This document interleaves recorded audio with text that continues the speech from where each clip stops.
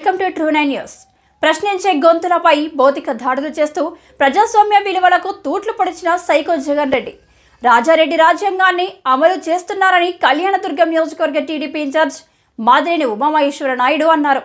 26/1/2024 అనంతపురం జిల్లా కళ్యాణదుర్గం పట్టణంలోని ఎన్టీఆర్ భవన్లో ఉమామహేశ్వర నాయుడు ఆధ్వర్యంలో గణతంత్ర దినోత్సవ వేడుకలను ఘనంగా నిర్వహించారు. జాతీయ జెండాను ఆవిష్కరించారు. ఈ సందర్భంగా ఆయన మాట్లాడుతూ సైకో జగన్ రెడ్డి రాష్ట్రాన్ని భ్రష్టు పట్టిస్తూ ప్రశ్నించే స్వేచ్ఛను పూర్తిగా హరింపచేశారని విమర్శించారు. ఈ కార్యక్రమంలో తెలుగుదేశం పార్టీ నాయకులు, తెలుగు మహిళలు, కార్యకర్తలు పాల్గొన్నారు.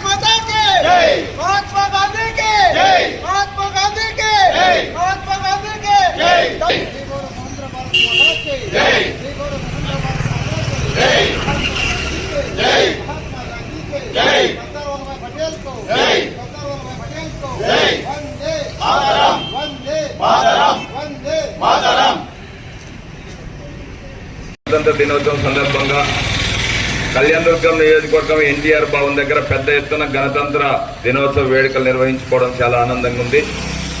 గతంలో భారత రాజ్యాంగాన్ని నిర్మించినటువంటి డాక్టర్ బిఆర్ అంబేద్కర్ గారు స్వతంత్రం వచ్చిన తర్వాత భారతదేశానికి రాజ్యాంగాన్ని ఏ విధంగా అమలు పరచాలనే ఆలోచన వచ్చినప్పుడు ప్రపంచవ్యాప్తంగా ఉన్నటువంటి రాజ్యాంగాలన్నింటినీ తీసుకొని భారతదేశంలో ఉన్నటువంటి పరిస్థితులు అవగాహన చేసుకొని భారత రాజ్యాంగాన్ని నిర్మించడం జరిగింది.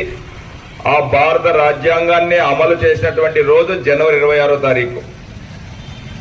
అప్పటి నుంచి ఇప్పటి వరకు వచ్చినటువంటి భారతదేశంలో ఉన్నటువంటి ప్రభుత్వాలు, రాష్ట్రంలో ఉన్నటువంటి ప్రభుత్వాలు ప్రతి పౌరునికి రాజ్యాంగం హక్కు సంక్రమించింది. ఆ హక్కును కాలరాస్తూ ఈరోజు ఉన్నటువంటి ప్రభుత్వం ఆంధ్రప్రదేశ్ రాష్ట్రంలో ఆ హక్కును కాలరాసే కార్యక్రమం. అంబేద్కర్ రాజ్యాంగం భారత రాజ్యాంగం కాకుండా సొంత రాజ్యాంగాన్ని చేస్తూ నియంత్రణ వ్యవహరిస్తున్నటువంటి ఈ ప్రభుత్వాన్ని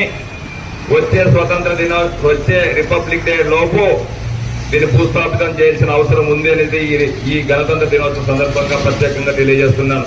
కళ్యాణదుర్గం నియోజకవర్గ తెలుగుదేశం పార్టీ ఆధ్వర్యంలో ఎన్టీఆర్ భవన్ ముందు మనం గణతంత్ర దినోత్సవాలను ఒక వేడుకగా జరుపుకుంటున్నాం.